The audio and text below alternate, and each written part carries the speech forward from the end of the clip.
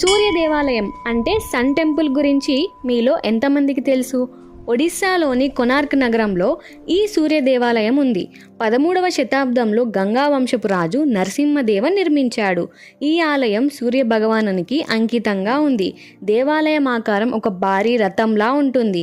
రథానికి 12 చక్రాలు మరియు 7 గుర్రాలు ఉంటాయి. ఇది యునెస్కో వరల్డ్ హెరిటేజ్గా కూడా గుర్తించబడింది.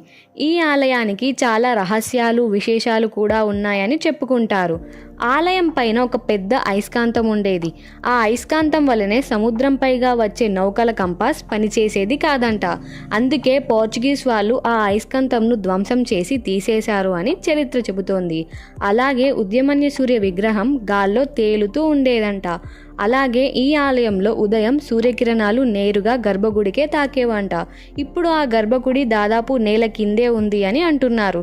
కొన్ని కథల ప్రకారం దేవాలయంని పూర్తి చేయలేకపోవడం వల్ల దానిపై శాపం కూడా వచ్చిందని అంటున్నారు. మీరెప్పుడైనా ఈ ఆలయానికి వెళ్ళినట్లయితే కామెంట్స్ రూపంలో తెలియజేయండి.